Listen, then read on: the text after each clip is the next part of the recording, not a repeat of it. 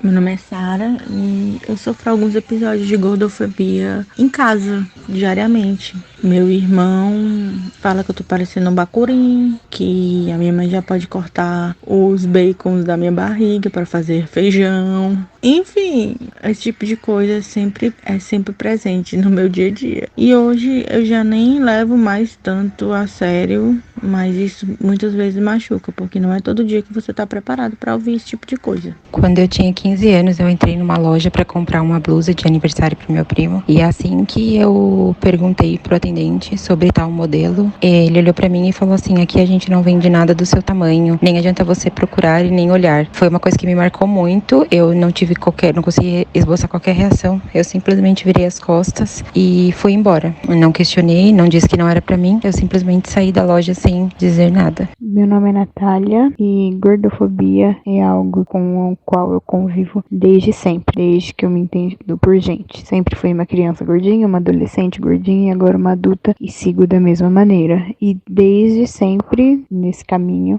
sou vítima de piada vindo de dentro da minha própria casa, vindo dos meus familiares, e é algo que eu nunca rebati, porque é um constrangimento muito grande você ser o centro das atenções por conta da sua imagem. Acredito que eu nunca soube lidar com isso e que com o caminho que eu tomo, não jamais saberei lidar com esse tipo de coisa. Sara, Carol e Natália. 3 mulheres e uma coisa em comum: relatos de gordofobia. Sejam os apelidos maldosos ou a ideia que as pessoas gordas são preguiçosas, seja a discriminação na hora de se vestir ou a falta de acessibilidade nos lugares, o preconceito com uma pessoa por ela ser gorda é real. Infelizmente, a gordofobia está presente no dia a dia, nas situações mais diversas. Aquele assento no ônibus que não cabe a pessoa direito, aquele personagem gordo nos filmes e nas novelas que é sempre motivo de chacota, ou quando um médico olha para uma pessoa gorda e muitas vezes sem nem ouvir o que ela tem para dizer e sem nem examiná-la. Já diz que tudo que ela tem é por causa do seu sobrepeso. São situações que machucam, destroem a autoestima e podem causar afastamento social e diversos outros problemas. E é por isso que a nossa conversa hoje é sobre esse assunto tão urgente, importante e que precisa acabar. Gordofobia é o tema desse episódio do Desteoriza.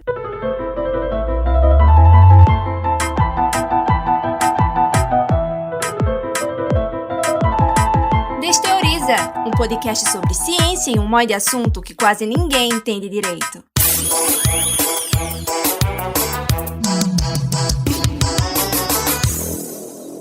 Eu sou Laís Ferreira, jornalista, pesquisadora, e quem apresenta esse episódio hoje junto comigo é Fabiane Lins. Oi, gente, eu sou Fabiane, eu sou estudante de Rádio, TV e Internet na UFPE, eu sou bolsista do Núcleo LGBT também na universidade, sou sócia da Crítica Delas, redatora, roteirista e eu cozinho nas horas vagas. E quem tá aqui com a gente hoje para conversar sobre gordofobia é Luciana Pionório e Maricide. Eu queria perguntar primeiro o pronome de vocês, né, se são elas, delas. Então, oi, meninas, sejam bem-vindas. Se apresente pro pessoal, por favor. Olá, gente. Eu me chamo Luciana. Eu sou socióloga, sou pesquisadora, né? Tô fazendo o último ano do doutorado e sou uma pessoa interessada em gente, em laços sociais, em contato, em vivência, em bate-papo, em carnaval, né? Eu sou uma pessoa muito carnavalesca, como uma boa recifense. E é isso. Estamos aqui para bater esse papo hoje sobre gordofobia com vocês. Obrigada desde já pelo convite. Oi, gente, meu nome é Maricide, eu sou uma gorda coloridona, adoro me definir desse jeito, sou super antenada em moda, adoro filmes, séries, sou muito da cultura pop, gosto de curtir meus dias com os meus amigos, adoro moda plus size, falo muito sobre isso e também falo muito sobre gordofobia, por isso que a gente está aqui hoje. Obrigada por participarem e lembrar você que está nos ouvindo que o Desteoriza está nas redes sociais. Então é só procurar @desteoriza no Instagram, Facebook, Twitter, TikTok. Segue lá para saber mais informações sobre esse e outros temas. E também aproveita que você já está na sua página de tocador de podcast favorito. Aperta aí o botão seguir para toda vez que a gente lançar um conteúdo novo, você receber uma notificação. E eu queria começar do começo, como dizia minha avó, da palavra gordofobia. Fobia, esse trechinho da palavra gordofobia quer dizer medo, aversão, querer distante, né? Digamos assim. E aí a palavra gordofobia seria uma aversão, uma discriminação a pessoas gordas. É correto a gente dizer isso? E de que forma a gordofobia ela se manifesta no cotidiano? Olha, Laís, é correto sim a gente dizer isso. E sempre que a gente fala de gordofobia, né, assim, trazendo enquanto conceito, eu gosto muito de pensar e de dizer que a gente não precisa estar acionando grandes teorias, nem grandes autores, porque a gordofobia está muito presente no dia a dia. Na verdade, a academia, a universidade é que vai olhar para as vivências das pessoas gordas e teorizar sobre elas, e não o contrário. Então, a gordofobia, ela se expressa muito no nosso dia a dia e muito para além de um xingamento ou de um bullying sofrido na infância. Quando a gente começa a estudar a gordofobia, a gente percebe que ela está estruturada muito antes de tudo isso, muito antes de todas essas histórias que a gente costuma escutar, né, sobre pessoas que sofreram gordofobia. O ponto-chave, assim, de quando a gente começa a estudar, né, de quando eu comecei a estudar, foi de perceber que isso está muito para além de um discurso de ódio ou de uma aversão, né, de um nojo de pessoa gorda ou de um medo de engordar, né? A gente vai percebendo que tudo isso está muito montado, muito bem montado, estruturalmente mesmo dentro da sociedade. E aí, quando a gente fala isso, a gente está falando do nosso dia a dia mesmo, da forma como a gente se movimenta nos espaços, por exemplo, né? Agora, recentemente, eu comecei a fazer academia. Né? A academia é aquele ambiente, né, super hostil. A catraca da academia já é uma coisa que espacialmente não te convida a ir para academia, que a catraca é super pequena. A catraca do ônibus, né, é super pequena também para as pessoas gordas. Maca de hospital, assento de avião, tudo isso que você está acostumado a ouvir dentro das histórias das pessoas que sofrem gordofobia, isso tem uma razão social que vem lá atrás de uma escolha, né, de um gosto, de uma escolha que ela é estruturada socialmente para dizer para esse corpo: você é inadequado, você não cabe. Então, eu acho que gordofobia é tudo aquilo que impede as pessoas gordas de ter uma vida plena, né? De constituir uma vida plena. Então, por isso que ele enquanto conceito, ele é muito amplo, né? Porque a gente não pode falar de gordofobia só na escola, ou só no trabalho, ou só na saúde. A gente precisa falar de gordofobia de uma forma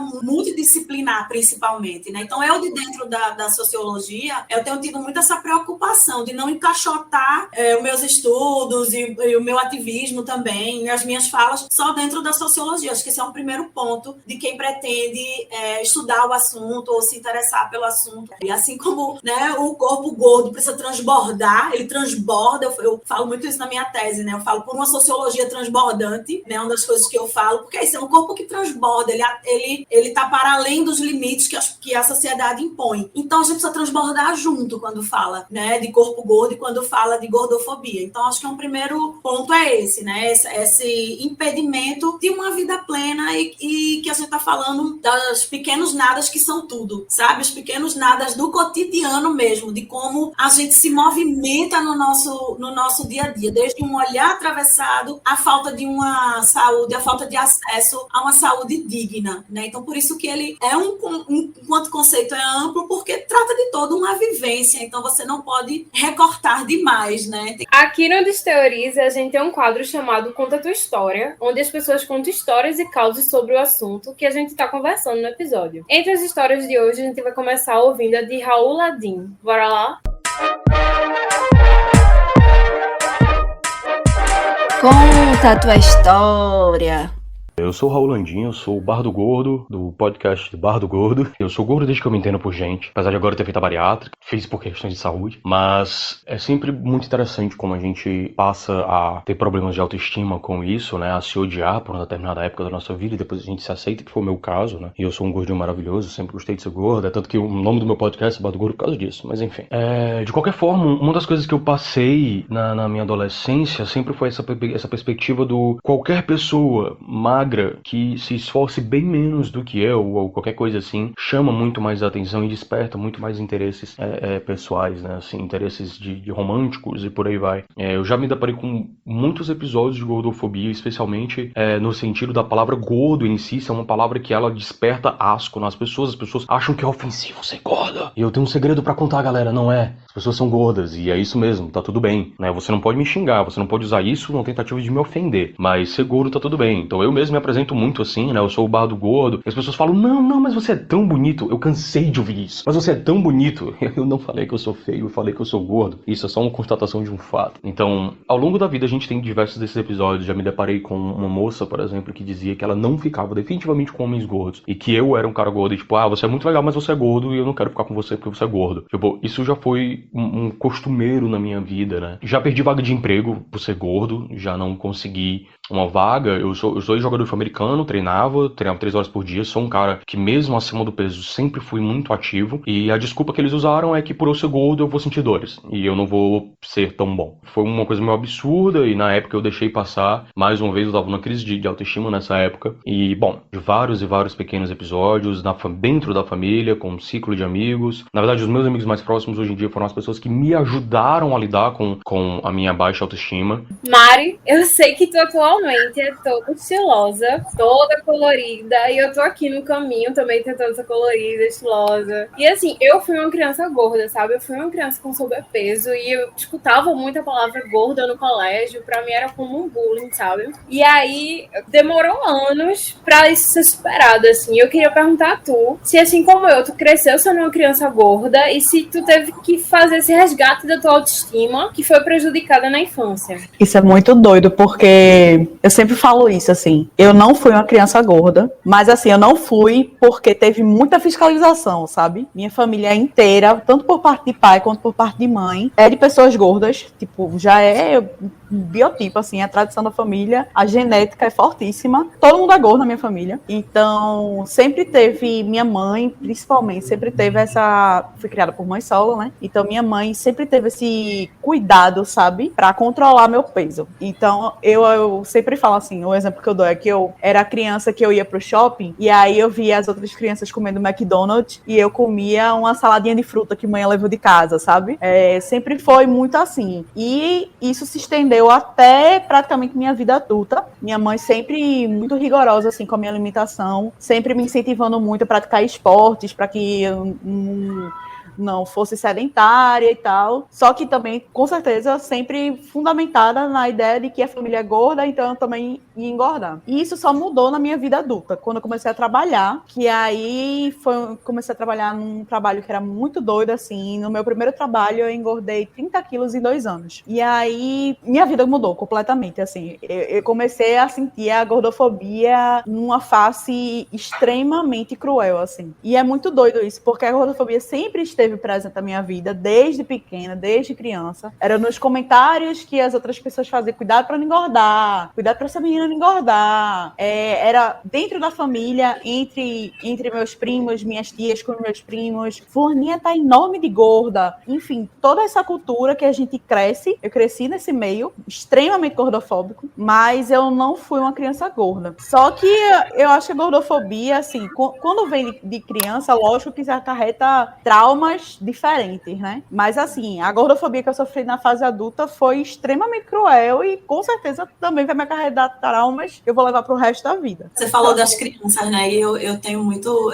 Eu não tenho filho, mas eu tenho meus 2 sobrinhos, que são gêmeos. E desde sempre, eles têm 9 anos. E desde sempre, eu, né, e meu marido, a gente ensinou que era gordofobia, que não é legal falar do corpinho do outro. Então, eles diferente de mim e dos meus irmãos, eles já cresceram ouvindo essa conversa. Aí, hoje em dia, um chega dedurando o outro. Olha, tia, fulano foi gordofóbico. E eles falam gordofóbico. E falam, olha, ela fez gordofobia com uma colega da escola. Então, assim, do mesmo jeito que você aprende a ser, você desaprende também. Então, eu acredito muito nisso. Assim, na evolução, graças a Deus. A educação anti-gordofóbica, ela é possível. Tem que ter um esforço aí de quem cerca essas crianças, né? A treinar o olhar, o belo, o que é belo, o que é feio, o que te causa... Isso tudo é um treino do olhar também, né? Aquilo que você já cresce com as pessoas apontando, olha, ser gordo é feio, olha, se você ficar daquele jeito, né? E aí eles não dão esse exemplo que eles têm em casa, né? O exemplo dos tios, que somos padrinhos, é um outro exemplo. Então, eles têm uma outra vivência com essa questão de gordofobia já. E o quanto é importante essa mudança de olhar, né? A nossa geração e as pessoas que estão em volta dessas crianças olharem e ajudarem a educar essas crianças com esse olhar não gordofóbico, né? Porque, por exemplo, infelizmente, a minha geração, ela é gordofóbica. Eu fui uma criança gorda e eu lembro em várias ocasiões de estar brincando com os meus primos, né? Eu tenho muitos primos, e um primo meu em específico me chamava de jarrão, porque certa vez a gente estava brincando e subia numa mesa. E como eu era uma criança gorda e eu subi na mesa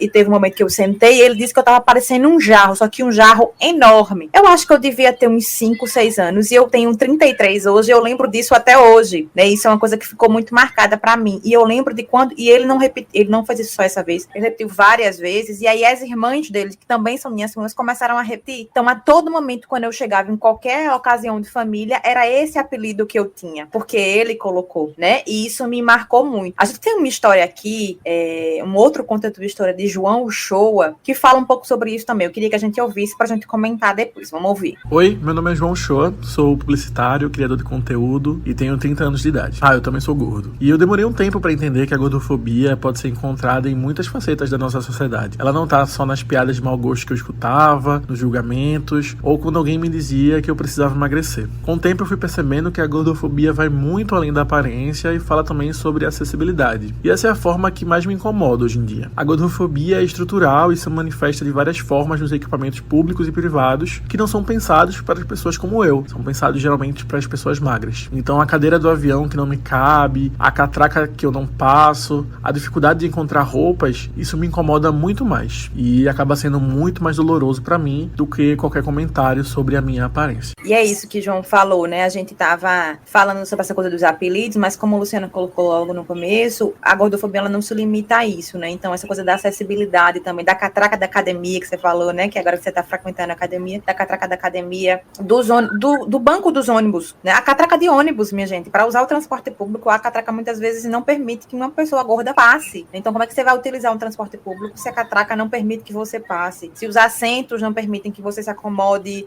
com conforto, né? E aí, para falar do básico, que é transporte público, falando de outro tipo de transporte também, avião, né? Os bancos são extremamente pequenos e aí pessoas gordas não conseguem se acomodar. Então, a gente pode falar, pensando nessa estrutura maior, que não são só os apelidos e os xingamentos, mas que essa gordofobia está presente em várias áreas do nosso dia a dia, digamos assim. A gente pode falar, Luciana, que a gordofobia, ele é um problema estrutural. A gente pode falar de gordofobia estrutural? Sem dúvida, acho que a gente pode e deve. Acho que sempre que a gente falar de gordofobia, é preciso puxar essa conversa, né, sobre o quanto a estrutura social está montada de forma gordofóbica, né? Acho que não tem outra palavra, assim. Não existe uma pessoa gorda que não saia de casa, bota o pé na rua para não experimentar no seu dia a dia, né, alguma face de como essa estrutura está montada. E aí, lógico, tem os diversos graus disso, né, de classe social, de gênero, que influenciam, mas, de uma forma geral, todas as pessoas gordas, com certeza, vão estar sujeitas a experimentarem isso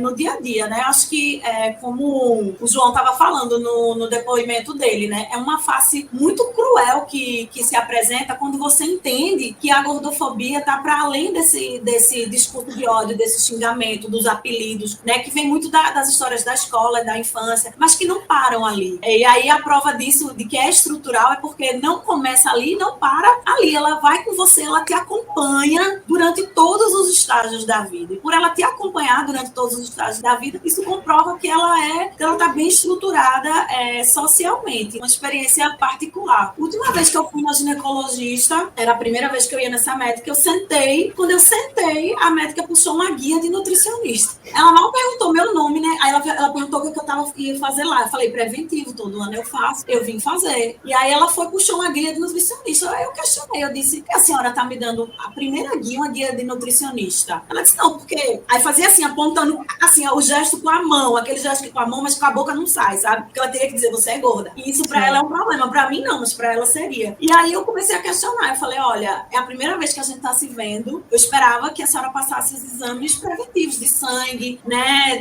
Das ultrassons, enfim, tudo que a gente que é mulher sabe né, do pacote completo que é fazer um preventivo e que eu saiba, nutricionista não tá em pacote de preventivo, né, de mulher nenhuma, né? Acho que deve ser especial para as mulheres gordas. E aí ela guardou. Ela não teve coragem de me dar. Ela pegou e guardou. Então isso prova que ela estava julgando pela minha figura. Quero chamar a atenção para isso que eu falei antes, de que acompanha a vida inteira, né? Quando você se torna uma mulher gorda, adulta, você vai continuar sofrendo essas questões. Por mais que você diga, hoje eu sou uma pessoa que eu sei dos meus direitos, hoje eu sou uma pessoa que eu me empoderei, né? Existe muito um abuso dessa palavra, mas ela é uma palavra que nos serve, sim. A gente se empodera quando a gente começa a perceber o nosso lugar no mundo como mulher gorda. E aí você não aceita mais esse tipo de situação também, né? Você rebate, você aprende a rebater essas experiências cotidianas que querem te levar para esse lugar. Porque muitas vezes as pessoas escondem seus preconceitos, né? E quem sofre gordofobia sabe muito bem disso, atrás de um discurso de cuidado, né? É muito isso que Mari estava falando antes, do como a salada, porque é melhor, porque faz bem.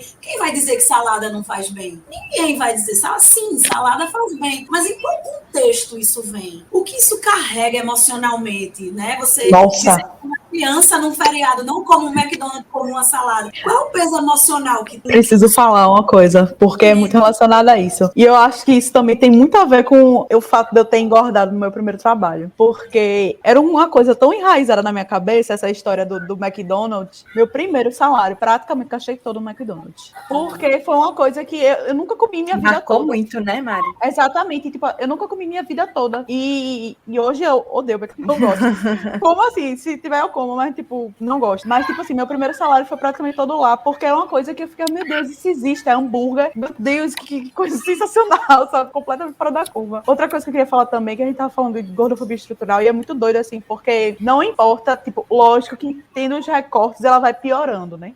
Quando você fala principalmente de classe social. Mas o corpo gordo, ele não é bem quisto em nenhuma classe social. Então, tipo, a gente tá falando de transporte público, mas a gente também tá falando de assento de avião, a gente também tá falando de carro. Eu fui comprar um carro, minha gente. Foi um drama, porque não tinha um carro que eu coubesse pra dirigir. Então, tipo assim, é absurdo demais, assim. E aí, qual é a solução que eles dão? Compre um carro maior. Só que não, tipo, meu corpo está aqui, ele existe, e eu preciso comprar um carro. E se eu quero ver esse carro, ele tem que me caber. Tipo, é muito surreal, assim, que a gente precisa estar falando o básico pras pessoas. De tipo, eu fui pra praia, e isso nem passa pela cabeça das pessoas. Várias vezes eu já pensei, 2, 3 vezes antes de ir pra praia, porque toda vez que eu vou pra praia eu me machuco. Porque aquelas cadeiras de praia que tem aqueles ferrinhos do lado, sempre deixam minha perna e meu quadril super arranhados. Então, tipo assim, eu não gosto de ir pra sentar em canga, então eu prefiro pensar 2 vezes antes de ir pra praia por causa disso, por causa da minha cadeira. Ô, Mari, e é nessas horas também que a gente faz como chama a sororidade das gordas? A gordoridade. Gordoridade. Existe a sororidade, a gente chama de gordoridade. Porque eu, por exemplo, eu tenho minhas amigas, meus amigos, que a gente já fala assim, tal lugar na praia tem cadeira larga, sabe? Pois então é. A gente começa a construir esses espaços. Eu fui numa médica, e essa médica, ela não foi gordofóbica comigo. Toma referência. Aproveito aqui para deixar 2 referências. A Saúde Sem como é? Saúde Sem Gordofobia. E Saúde Sem Gordofobia. As meninas do Saúde Sem Gordofobia fazem um trabalho excepcional. Utilidade pública. Uma planilha que elas disponibilizam com mais de 600 nomes. Elas têm redes sociais, Lu? Tem, Tá no Instagram, entendeu? A Saúde Sem Gordofobia. E qual é o nome da outra? Gorda na Lei. Gorda na Lei, que são as questões jurídicas, né? O Saúde Sem Gordofobia, inclusive, tem aqui de Recife, tem de todo canto do Brasil, gente. Uma lista no Excel, uma tabela de Excel com indicação de médicos que as pessoas experimentaram e identificaram que não são médicos gordofóbicos. E não é só ir lá dar o nome, enfim, elas fazem toda uma pesquisa, uma conversa com esses médicos. Então, existe uma gordoridade também, vai se firmando aí, né, Mari? A gente se conheceu pelo Instagram, e a gente começou a trocar figurinha e não sei o que. Mari, hoje, pra mim, é uma pessoa queridíssima. queridíssima, que eu Amiga. admiro e respeito, e sou fã e aprendo muito. Então, a gente vai também estruturando as nossas relações para se armar um pouco e se defender um pouco dessas questões. Isso é muito importante também, né? E eu acho muito louco isso, porque dentro das redes sociais eu achei tanta gordoridade para mim. E a gente quer incluir cada vez mais pessoas. Porque eu acho que é muito isso, assim, a gente sofrer as mesmas dores, não tem nada que una ninguém do que sofrer as mesmas dores, assim. É muito de você se olhar, assim, você entender. E é muito doido isso, porque antigamente eu sempre era, assim, desde que eu me vi enquanto mulher gorda, eu sempre era a única gorda do rolê. E hoje em dia eu tenho amigas gordas e é muito essa sensação de você olhar pra pessoa e ela entender o que você está pensando, de tipo, chegou num lugar e a cadeira tem aquelas barras laterais, você olha pra pessoa, a pessoa entende, sabe? O seu drama, o que você tá passando, que ela também tá sentindo, sabe? A dor no fundo da alma, assim. É isso. A comunidade, a gente se ajuda, a gente se bota pra frente. Tudo isso que vocês estão relatando são demonstrações de exclusão. E aí eu fico pensando, se o carro que Mari citou não acaba, se a catraca, o avião, enfim, essas situações em que a gente está conversando não cabem pessoas gordas, significa que a sociedade privilegia um tipo de corpo, né? E aí a gente pode falar de privilégio corporal. Que corpo é esse que tem esse privilégio social de caber, de estar, de vestir, né? De, enfim, de escolher a roupa que quiser. E esse corpo não é o corpo gordo. A gente fala de privilégio corporal e quem tem esse privilégio corporal é o corpo não gordo. E aí leia-se um ideal de beleza. E aí quando a gente fala de mulher em específico, da mulher magra, sobretudo branca, curvilínea. Magra, clara e alta. Já diria Miss Beleza Universal. Exato. É a garota de Ipanema deles, com toda certeza.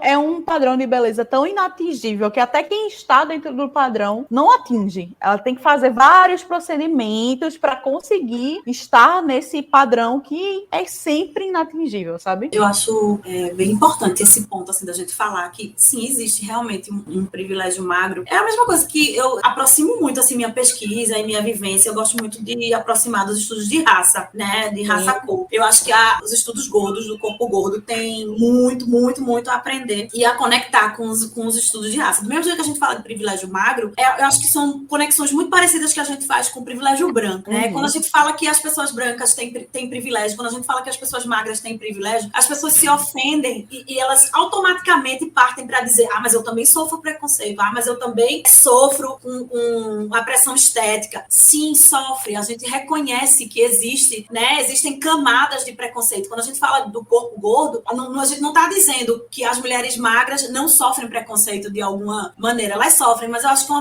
primeiro degrau aí pra gente diferenciar é a pressão estética não é gordofobia. A gordofobia, ela é muito mais profunda, né, e estruturada. A pressão estética, todas as mulheres, homens, pessoas, né, estão sujeitas, né, a passarem por uma pressão estética, porque socialmente existe esse ideal de beleza, como Mari falou, inatingível, né? Se até Gisele Bündchen sofre com comentários maldosos a respeito do corpo dela, né, na internet, eu já vi gente que teve a capacidade de falar de celulite, de outras coisas, no corpo da Gisele Bündchen, que é tido um corpo super padrão. De fato, todas nós somos sujeitos, mas existe aí uma camada mais profunda, né, quando a gente fala de gordofobia. Então, ao invés das mulheres magras reconhecerem e aderirem à luta, né, ou reconhecerem, pelo menos, acho que reconhecer já é um passo muito importante que ainda não chegou, assim como as pessoas brancas não reconhecem seus privilégios quando as pessoas negras falam de privilégio branco, né, as pessoas tendem a rebater ao invés de pensar no que eu posso ajudar nisso daí. Então, assim, eu tô falando tudo isso para chegar num ponto que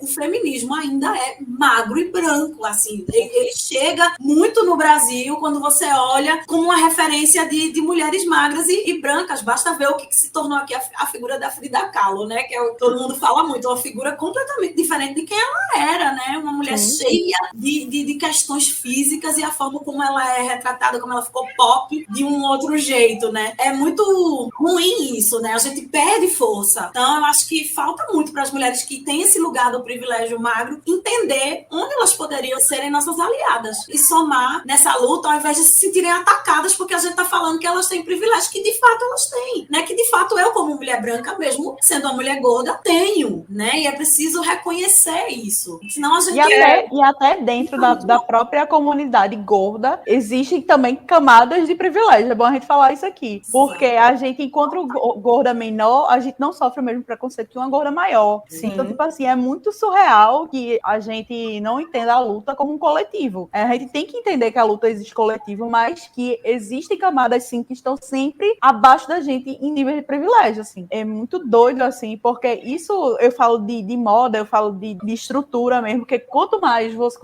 seu corpo está fora do padrão, quanto mais gordo é o seu corpo, mais a sociedade vai dizer que ele não deveria ali estar presente. A gente tem várias camadas, assim, né? Acho que tem um recorte social também, de enquanto mulher gorda branca, mulher gorda negra. Eu sempre falo que existe muita solidão da mulher branca gorda e a mulher branca negra, assim. E também eu acho que a gente tem que começar a se questionar qual lugar que é realmente plus size. Porque se eu vou num lugar e ele tem tamanho 52 e não tem 56, ele não é de fato plus size, porque ele não tá abrangindo a todas, né? Exatamente. Vocês estavam comentando sobre gordofobia, que ela se apresenta em vários lugares da vida das pessoas gordas, e um dos lugares da gordofobia, que ele é muito evidente, é na área da saúde. Por isso a gente vai ouvir agora duas histórias que tem muito a ver com isso. Uma é de Henrique Oliveira e a outra é de Carolina Marcuzzi. Buenas, galera. Eu sou Henrique Oliveira, host do Errado Não Tá Podcast. E o difícil é enviar só um áudio. Aos 41 anos, sendo gordo desde que me entendo por gente, eu sofro gordofobia desde criança. Apesar que a gente não falava tanto anos 80 sobre isso, era muito achar que,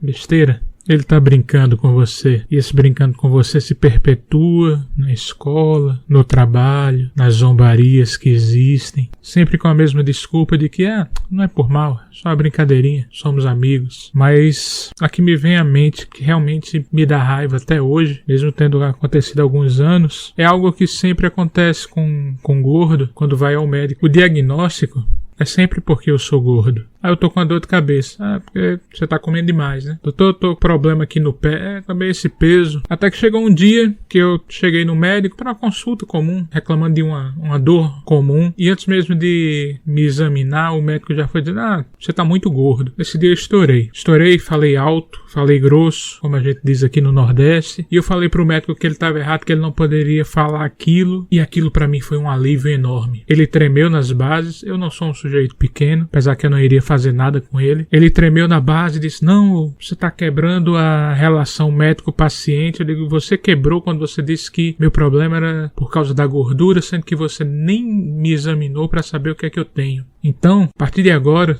você trata melhor seus pacientes. Ele terminou, fez lá a receita, tremendo. Eu saí, desde aquele dia, aquilo foi libertador para mim. Desde aquele dia, eu digo não. Desde aquele dia eu não permito mais que falem qualquer coisa contra mim, como se ser gordo fosse algo menor, fosse algo ruim. Não, eu simplesmente sou gordo. Meu nome é Carolina e entre diversas situações que eu já sofri gordofobia durante toda a minha adolescência e também a vida adulta, uma delas foi quando eu comecei a engordar muito e assim, um ganho de peso considerável em pouco tempo. E eu comecei a procurar médicos porque eu sabia que tinha alguma coisa errada, que não era somente um ganho de peso por má alimentação ou por excesso de alguma coisa que não era saudável. Eu sentia que tinha alguma coisa de errado e eu fui inúmeros médicos e o que eu mais ouvia era que gordo sempre vai falar que não come e que não sabe por que engordou. Então eu demorei muito, foram quase 2 anos em busca de um diagnóstico, até que eu fui diagnosticada com uma síndrome rara, que explicava o motivo do meu ganho de peso, que vinha desde a adolescência, e só então eu pude ser tratada. Então esse foi um dos episódios que mais marcou, assim, em relação à forma como as pessoas veem, né? Ninguém te olha além daquilo. Isso é sempre porque você come demais, ou porque você não se cuida, ou porque você não faz exercícios físicos. E ao longo dessa trajetória, enquanto eu não descobria o que tinha de errado, a gente vai ouvindo piadas o tempo todo, né? De familiares, de amigos, de pessoas desconhecidas, de pessoas na rua, de colegas. Então, eu acredito que seja uma coisa que a gente sofra no geral, no dia a dia, né? Apesar de ter alguns episódios marcantes, todos eles acabam machucando de alguma forma. Da fala de Henrique, que me chamou muita atenção, né? Quando ele falou dessa mudança de atitude dele, dizer aquele, eu revidei. Quando eu conheci minha comadre, Mari sabe, acho que sabe quem é, Nicole, que é minha orientadora hoje em dia também, eu me lembro muito que ela falou, né? Ela disse assim, a gente que é gorda, a gente tem que ter uma atitude, um fat power, ela falava, né? Ela falou assim, a gente tem que usar o nosso fat power, que é o poder de ser gorda, né? O poder que tem na gente em ser gorda. E eu acho que isso que Henrique contou ilustra muito bem isso, que é não se encolha. todas as vezes que você, aí eu quero dizer para quem está escutando mesmo, todas as vezes que você sofrer qualquer coisa desse tipo, experimente se manter aqui, ó. Você nem precisa, né, nem abaixa a cabeça, nem pina o nariz. Você siga altivo e não se encolha, porque quando você não se encolhe, o outro recua, entendeu? Ele não vai porque ele espera que você se encolha. As pessoas esperam que você peça desculpa pelo peso que tem, né? E aí quando você fala, não, eu vivo bem, eu vivo como eu sou e eu vivo bem. Então, eu acho que tem essa questão da atitude também. Quando você começa a ter essa atitude perante a vida, assim, as pessoas te respeitam mais, sabe? Elas pensam 2 vezes antes de ter uma brincadeirinha. Assusta, né?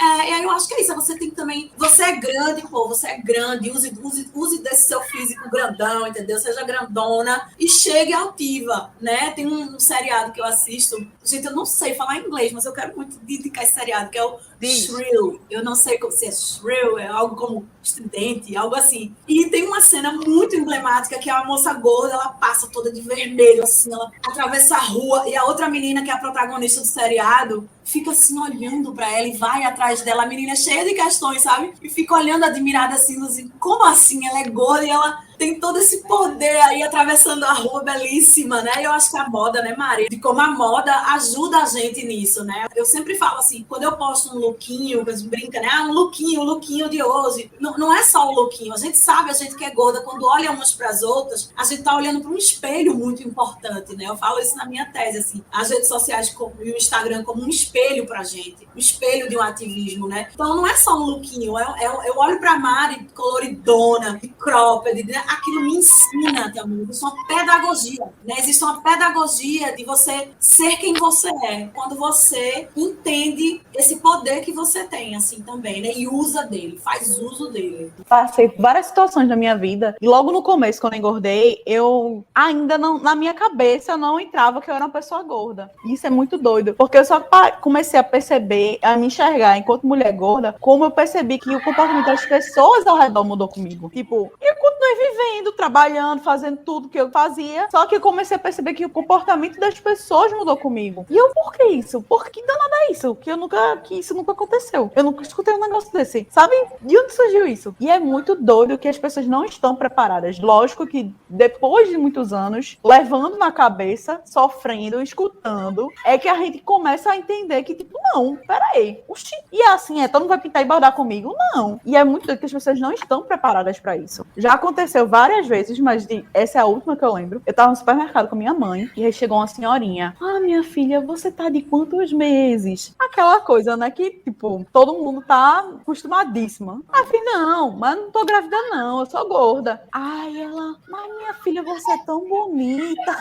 Ai, você é tão bonita. Por que você não emagrece? Eu pensei que você tava grávida. Ai, manhã, não, ela é fortinha, sabe? E é muito doido, assim, porque vai uma coisa, vai virando uma bola de neve. Pra amenizar a ideia de... não, ela é fortinha assim mesmo. Eu falei, não, manhã, eu sou gorda. Falei na frente dela, falei na frente da mulher. Era uma senhorinha, eu escolho minhas batalhas, sendo bem sincera, eu escolho minhas batalhas. Era uma senhorinha de, sei lá, seus 80 anos, eu não ia mudar a cabeça dela, sabe? Ela já tá também...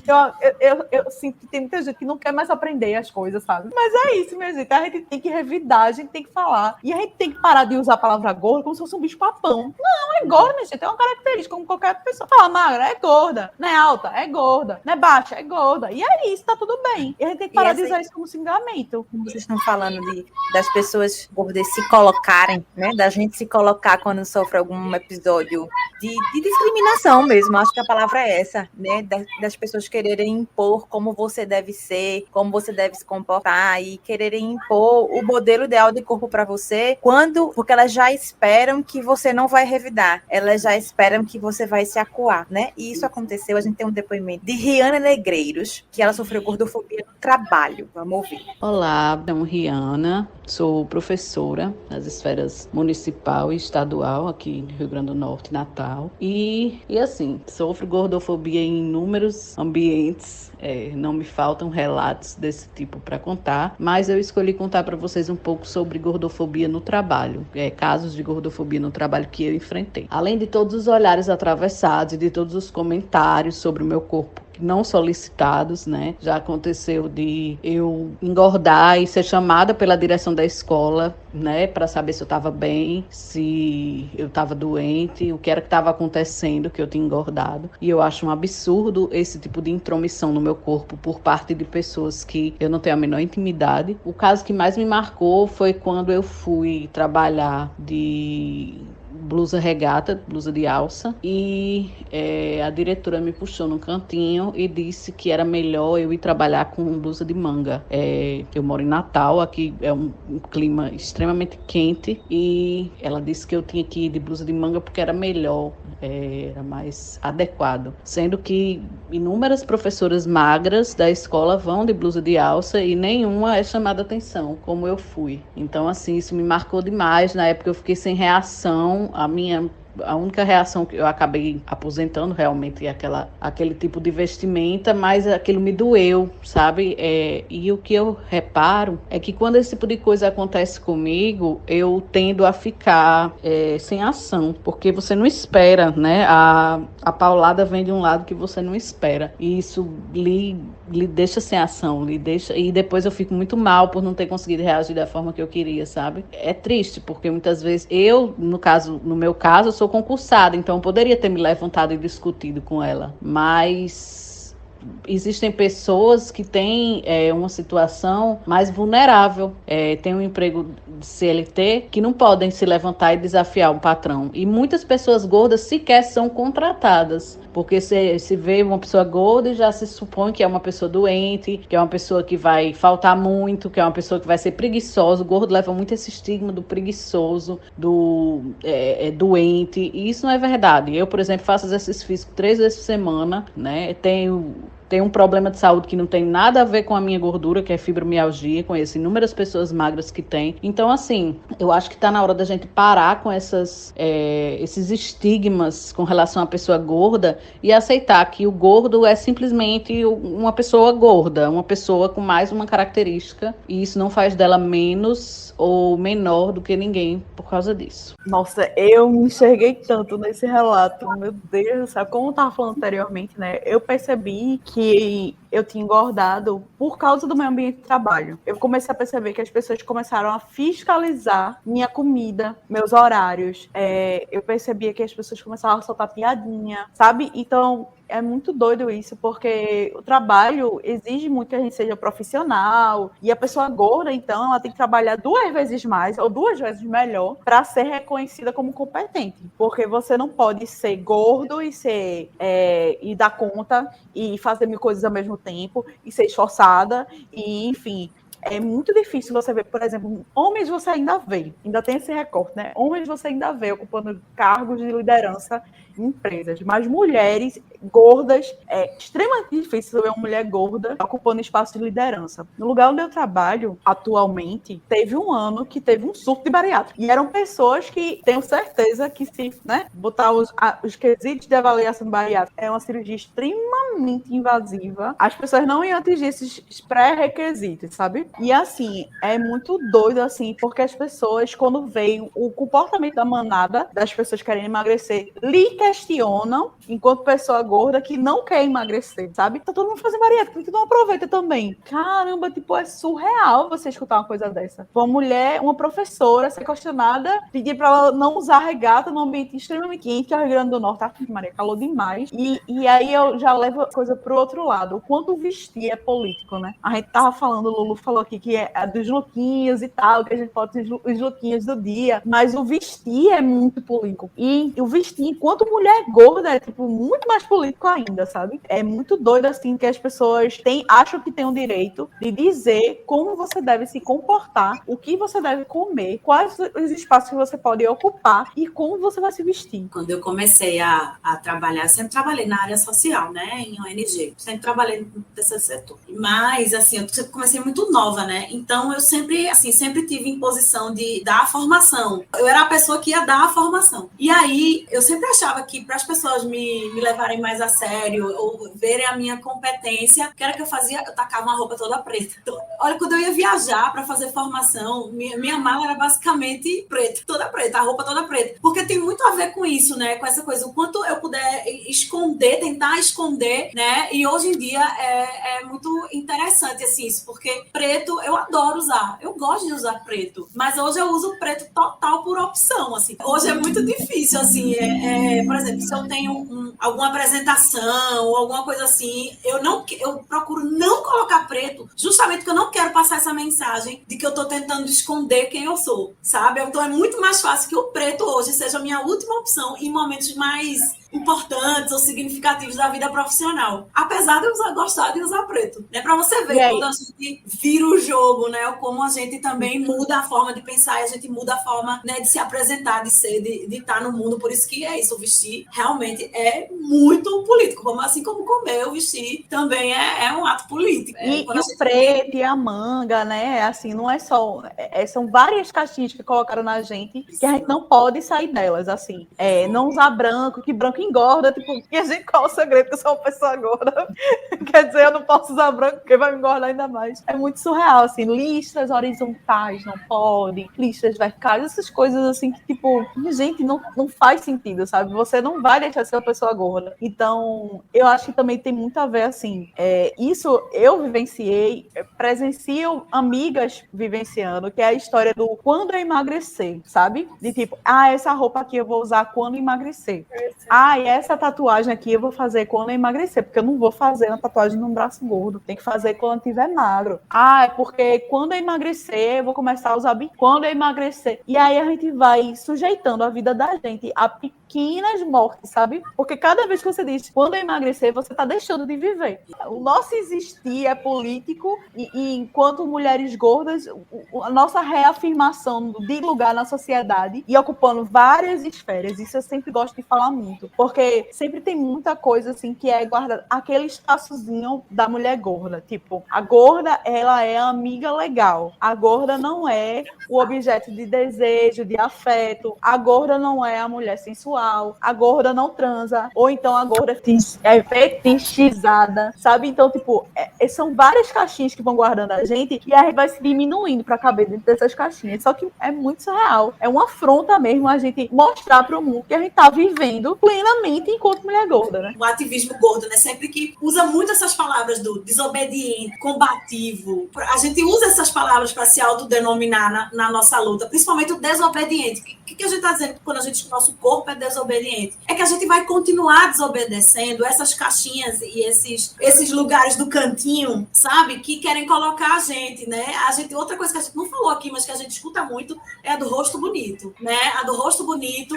E assim, e aquela coisa a foto de rosto, ela não afronta. Eu costumo dizer que eu peguei um termo de empréstimo dos estudos trans, que ela tem uma passabilidade. Ela passa, né? Ela consegue passar a foto de rosto. Quando você põe uma foto de corpo, já opa, como assim? Que coragem, que isso, que nada, que nada a ver. Então, quando a gente fala que o corpo gordo, a gente corpo gordo, enquanto ativista, né, participar desse ativismo é, sobretudo, desobedecer esses lugares que toda a estrutura social, mais uma vez, né? Toda a estrutura social está tentando nos colocar. Exatamente. Ô, Luciana, eu tô muito feliz que tu tá aqui. Assim, eu tô muito feliz que tu tá aqui, Mari. Mas, assim, essa é literalmente meu TCC. Talvez eu esteja precisando de orientadora, não sei, joguei no ar. E o meu TCC... ela é uma pesquisadora do corpo gordo e o meu TCC é sobre uma atriz gorda, Melissa McCartney. E aí eu comecei a pensar nesse lugar que colocam as atrizes e os atores gordos, que é sempre um lugar de comédia. Aí eu comecei a pensar nesse lugar de protagonismo também, sabe? Eu queria perguntar pra tu, assim, se o caminho mais longo pro sucesso é porque ele é um caminho de um corpo gordo, assim. Eu volto a dizer que, mais uma vez, tem a mesma aproximação pra mim com a ideia de raça, cor. O caminho das pessoas negras, qual é dentro do cinema, das novelas, né? Quais são os papéis, né, a que cabem as pessoas pretas? Algo muito parecido acontece com as pessoas com outras, né, dinâmicas, como você falou, é o lugar da comédia, é o lugar da melhor amiga, né, que é o que é esse da vida, né, o lugar da melhor amiga. Ou da megera mal amada, né? A pessoa ou da gorda invejosa, né, daquela que vai ser invejosa, ou daquela que vai sofrer uma grande transformação também, tem esse lugar da grande transformação, né? Em algum momento ela vai ficar magra, né? Eu acho que sim, eu acho que é um caminho longo e cruel, né? De reconhecimento. Quantas mulheres a gente consegue apontar que fujam desse estereótipo? Principalmente as mulheres mais jovens. Eu acho que, né, as atrizes, né, mais velhas até têm outros papéis, né? Mas as mais jovens, quantas a gente tem de referência, assim, e que foge desse papel dos estereótipos dentro da mídia, né? Dentro da novela, dentro do cinema. Eu agora estou tentando, que eu estou falando e estou tentando pensar ao mesmo tempo. E desculpa, mas eu não estou conseguindo. No meu TCC, eu separei a Melissa McCartney, que ela fez um filme de drama agora e uma série de drama. Então, ela conseguiu fugir, né, desse estereótipo, assim, né? Mas são poucas que eu consegui separar para isso, porque elas são mais colocadas em comédias, né? A gente tem a Rebel Wilson, que tá em comédia também. A gente tem a Queen Latifah, que tá sempre em comédia. Inclusive, Rebel Wilson, né? Emagreceu, exatamente. E não tá conseguindo mais papel. Porque só colocavam ela dentro dessa caixinha de mulher gorda que fazia comédia e, tipo, ela emagreceu, ela não serve mais pra nada. Mas ela disse que, assim, ela sabia como era ser invisível quando ela era gorda, né? Ela deu essa entrevista pra BBC e ela falou assim, eu sei como é ser invisível. E aí, isso também, eu comecei a pensar nisso, assim, com a morte da Marília Mendonça também. Quando ela faleceu, só se falavam do corpo dela, em vez de falar do falecimento de uma grande cantora, né? E aí, a gente vê como o corpo, ele vem sempre primeiro do que a carreira dessas mulheres. Exato. O peso, ele vem primeiro, né? O peso e a mídia, assim. Aí, Mari, eu tenho uma pergunta pra tu também. É uma pergunta de moda, eu me esforcei muito, porque eu não sou expert em moda, e eu queria perguntar, assim, que, tipo, recentemente a gente teve a influenciadora GK lançando sua própria marca, que é a Gica by GK, né, e ela escolheu vários modelos de vários corpos, como a moda deveria ser. Aí eu queria saber se tu acha que é uma atualização do mercado, colocar mais modelos gordas agora na passarela, ou que é um novo espaço que foi conquistado com muito ativismo. Veja, eu tenho pra mim isso é um tema muito delicado. Vou explicar por quê. Primeiro que as modelos gordas não representam a gente. Já começa por aí.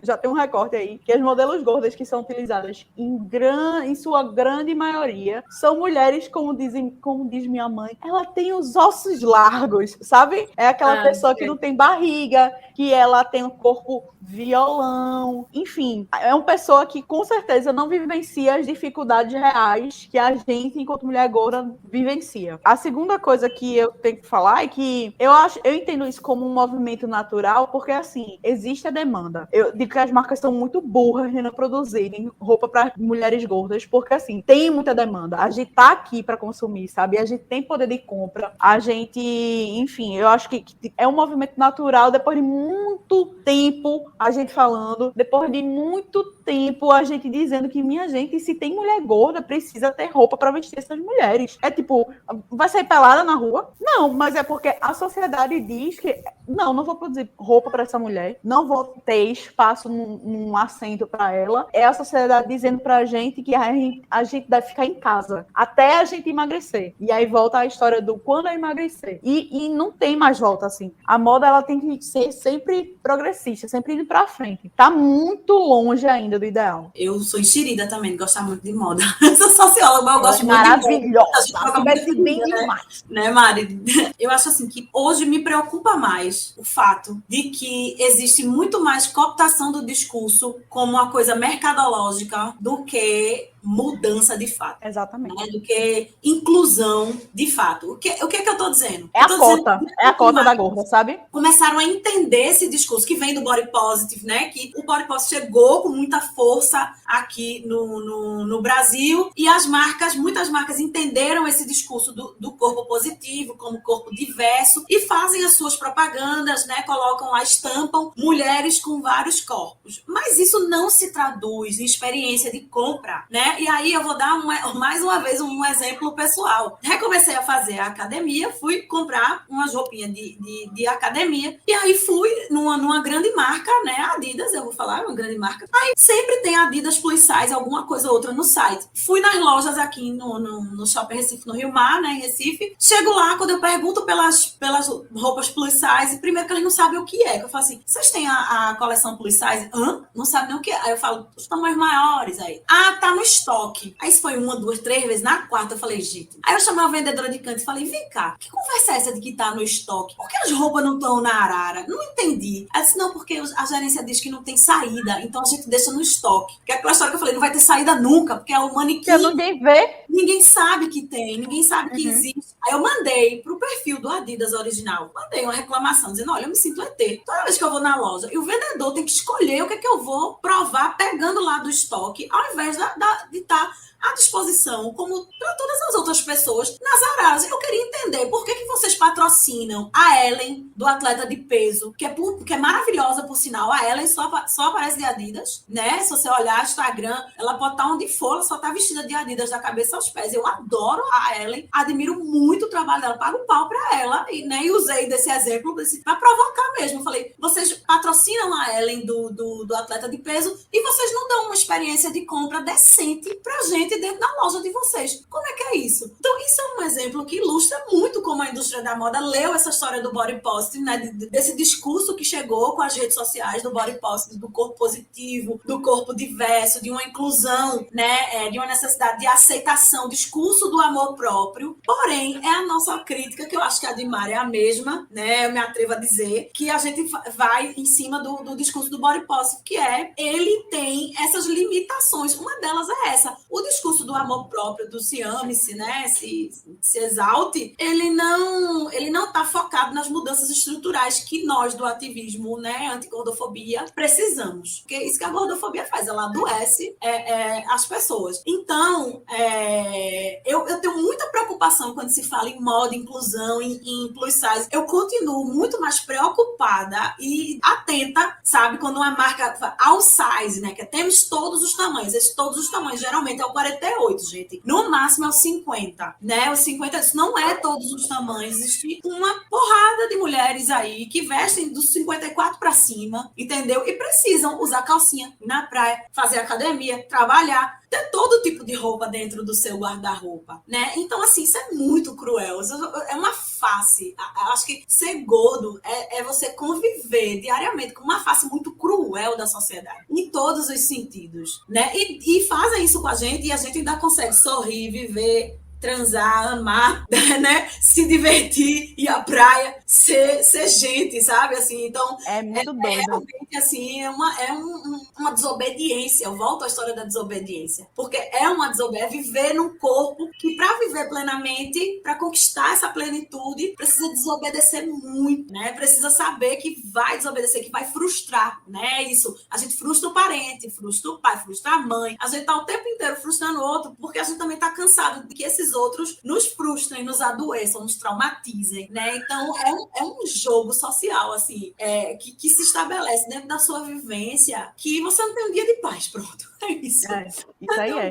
E é engraçado que a relação com a moda é muito... Pelo menos a minha relação com a moda, ela começou na minha dificuldade, enquanto mulher gorda. Porque quando eu era magra, não, que eu nunca fui magra, mas eu estava dentro de um padrão, eu me vestia com qualquer coisa, porque eu não tinha dificuldade. Então, qualquer roupa que eu vestisse, pra mim tá bom. Quando eu me cheguei enquanto mulher gorda, que aí teve, né, aí vem um movimento de moda plus size, de blogs plus size, que era uma coisa muito nichada antigamente, você tinha que procurar muito bem, sabe? E aí, quando começa esse movimento assim, eu comecei a enxergar mais, a ter um olhar mais crítico, a perceber o que eu gostava, o que eu não gostava. Então, é muito engraçado isso, porque até a Elaine Kindered, não sei se vocês conhecem, ela é uma blogueira lá de Fortaleza, que ela é maravilhosa. Ela fez um vídeo falando isso, que as mulheres gordas são muito mais estilosas. Mas eu acho que é muito fruto dessa nossa necessidade, sabe? Da nossa necessidade de se vestir sempre para suprir as nossas necessidades e dizer para a sociedade que a gente pode, sabe? A gente pode se vestir daquela maneira.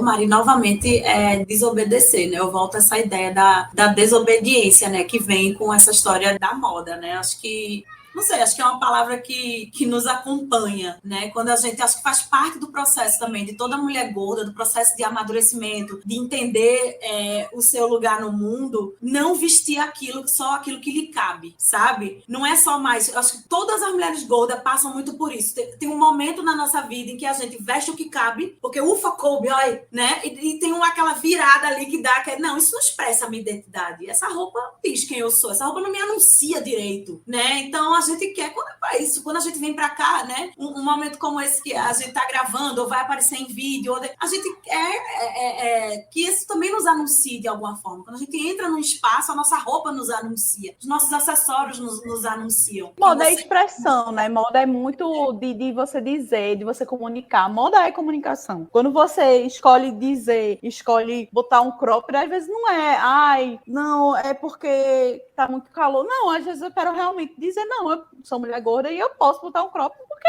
tô aqui. A moda também foi feita pra mim, sabe?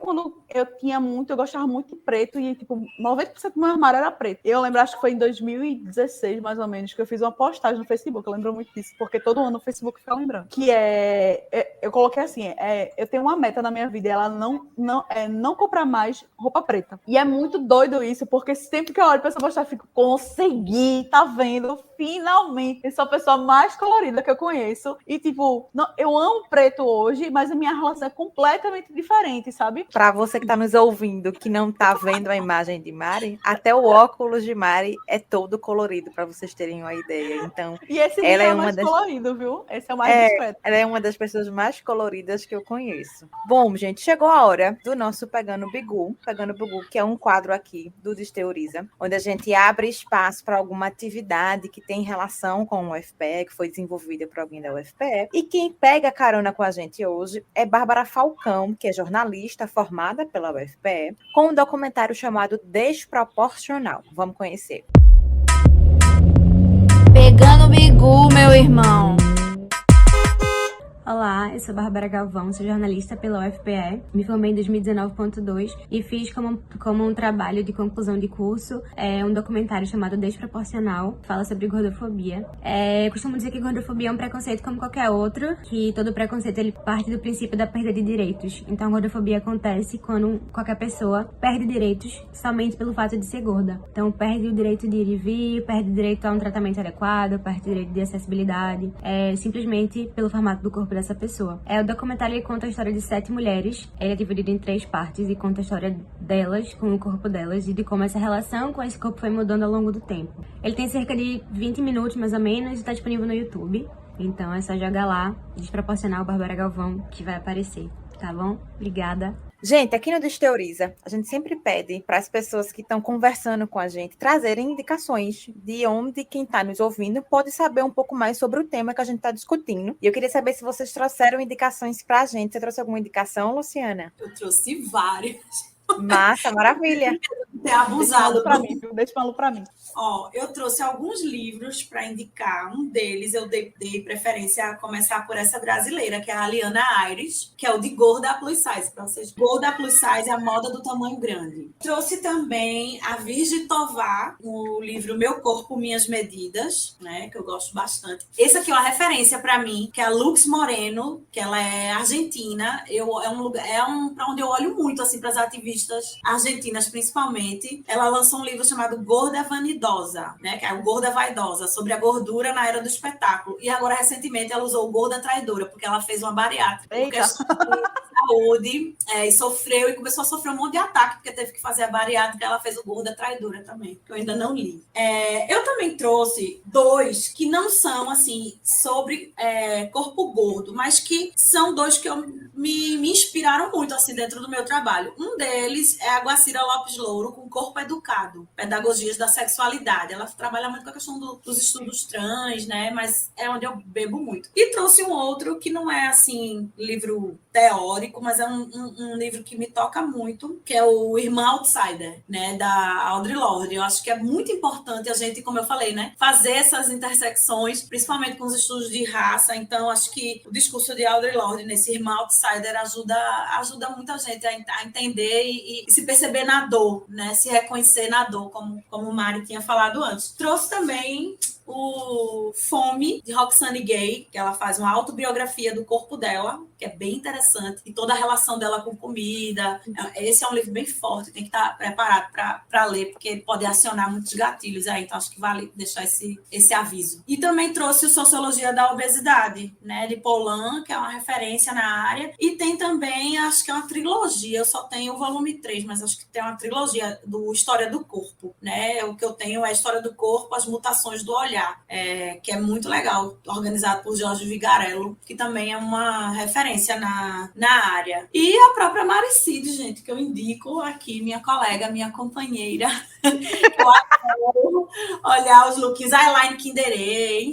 Minhas referências são menos teóricas, porque Lulu tem uma base muito boa, mas acho que a primeira pessoa que eu vou falar que a gente tem essa referência, porque Malu Gimenez é a nossa, como o Lulu falou, ela é a nossa papisa, sabe? Acho que é uma das maiores, se não a maior teórica sobre gordofobia no Brasil, e ela fala sobre várias camadas da gordofobia, então acho que vale a pena o estudo, conhecer o perfil dela também, e já que estamos falando de perfil, aí eu vou indicar, puxar a sardinha pro meu lado sobre moda plus size, Elaine Kinderé, Carol Zaca, Gabi Menezes, são referências que eu sempre levo para mim, assim, Ju Romano, gosto muito do discurso, assim, são pessoas que têm um discurso sólido realmente, com a luta realmente anti-gordofobia, porque a gente tem várias pessoas que são tidas como pioneiras no movimento, mas não levam essa luta da gente realmente a sério, sabe? Então, eu acho que o trabalho dessas mulheres eu sempre indico, assim, eu gosto muito de reforçar. Flávia Durante, que é a idealizadora do Pop Plus, que é a maior feira plus size da América Latina, teve final de semana passado, vão ter outras edições esse ano, e é muito legal, assim, porque eu nunca fui, meu sonho é ir pro Pop Plus, mas é um lugar, assim, muito de pertencimento, sabe, de você entender que todas as pessoas que estão ali têm os mesmos dramas, as mesmas dores e delícias que você enfrenta, sabe? Então, gosto muito do Pop Plus, é uma feira que realmente faz a gente se sentir acolhida, e acho que é isso, minhas referências são basicamente de moda. Tem um livro que eu tô lendo que não é relacionado ao tema, mas em alguns aspectos sempre me pega, que é a História da Beleza no Brasil, que é de Denise Bernuzzi, tenho quase certeza. E aí é muito legal esse livro, eu tô lendo faz um tempo, preciso terminar, mas é muito doido, assim, porque você lê e você vê que, tipo, o conceito de beleza sempre privilegia os homens, sabe? Até quando os homens são feios, eles são bonitos. Então, eu gosto muito desse livro, assim, é muito doido, mas, enfim. É isso, essas são as minhas referências. Ô Mari, tu conhece Jéssica Balbino? Sim. Eu queria somar. Jéssica Balbino, que é jornalista, uma mulher gorda, e ela tem uma escrita, assim, tundente, potente, assim. A Jéssica Balbino, acho que também vale muito a pena, junto com Malu Gimenez, que tem a tese Lute como uma Gorda, que é muito legal. É incrível. Vale a pena ler também. A tese está disponível, né? Tá aí para quem quiser acessar. Enfim. Fabi, você quer indicar alguma coisa? Eu queria indicar a série My Mad Fat Diary. É uma série britânica que tem uma protagonista gorda e ela passa por várias questões de gordofobia, ser uma adolescente gorda. Tem 3 temporadas, você pode encontrá-la facilmente no YouTube. São 3 a 6 episódios por temporada, então ela é bem curtinha. Pode dar gatilhos, tem várias questões assim, envolvendo suicídio, envolvendo temas bem profundos, mas ela é muito boa, assim, e até ela tem uma questão muito grande de amor próprio. Então eu queria deixar minha indicação aqui de My Mad Fat Diary. Bom, meninas, muito obrigada. Eu quero muito agradecer a vocês, primeiro por terem aceito o convite já, né? Quando a gente convidou, vocês aceitaram de primeira. E agradecer muito por essa troca, né? Por esse aprendizado. Para mim foi um aprendizado muito grande. Vocês terem topado, conversar de uma forma tão simples, né? Pra gente fazer, que esse é o propósito do Desteoriza, fazer esse tema tão importante chegar ao maior número de pessoas possível. Muito obrigada pela participação de vocês. Vou deixar aí o tempinho para vocês fazerem os agradecimentos. E também falarem os Instagrams de vocês, né? Por favor. Onde é que as pessoas conseguem entrar em contato, enfim, saber um pouco mais sobre vocês. Eu quero agradecer também. Para mim é sempre uma satisfação falar sobre esse tema, a oportunidade de falar sobre esse tema, né? Porque ele não é um tema, né, em si, é uma vivência, né? Quando a gente fala de gordofobia, a gente fala de vivências. Então eu agradeço o espaço, o convite, principalmente por estar aqui compartilhando esse espaço com Mari, né? Fiquei muito animada quando o convite veio anunciando que Mari também estaria, e onde Mari está, eu quero estar também. Então, agradeço muito por isso também. E me coloco à disposição, meu @ é lulupionório. Estou aí para quem quiser trocar, conversar, trocar uma ideia, enfim, me coloco à disposição. Quero agradecer muito dessa oportunidade daqui, que a gente conversar sobre esse assunto, assim, é uma coisa que é tão presente na vida da gente, né? Às vezes a gente já vive tanto isso que a gente nem fala mais, sabe? É uma coisa que já tá tão impregnada na vida da gente, mas é como o Lu falou, são vivências, né? A gente tem que falar sobre o assunto enquanto for necessário, enquanto a gente sofrer, enquanto a gente tiver que revidar, a gente vai revidar, e falando sobre o assunto, eu espero que um dia a gente atinja o ideal, né? Que é uma sociedade não gordofóbica. E é isso, muito obrigada pela oportunidade, e agradecer por estar aqui com o Lulu, porque foi um dos presentes que a internet me deu. Sim. Você é outra Laís. Agradeço muito por estar aqui, de verdade. É muito gratificante, assim. E quem quiser me seguir, @Maricides para Luquinhos. E é isso, estamos aí. A Luciana Pionório, a Maricide, a Laís também, a toda a produção do Teoriza por ter me convidado. Gordofobia é um tema muito importante, é um tema que invade a minha vida durante muitos anos. E foi um prazer estar participando aqui hoje. E lembrando a você que está nos ouvindo que as indicações que as nossas convidadas deram e outras indicações também vão estar nas nossas redes sociais. É só você procurar @Desteoriza, Instagram, Facebook, Twitter e TikTok. Esse episódio do Desteoriza, ele foi apresentado por Fabiane Lins e por mim, Laís Ferreira. Tem a produção de Jonas Lucas Vieira e os trabalhos técnicos de Laura Marinho. Quero agradecer por você ter chegado até aqui, ter ouvido a gente até o final, e te lembrar que o Desteoriza, ele é um projeto da Diretoria de Comunicação da UFPE, e te espero no próximo episódio. Até lá!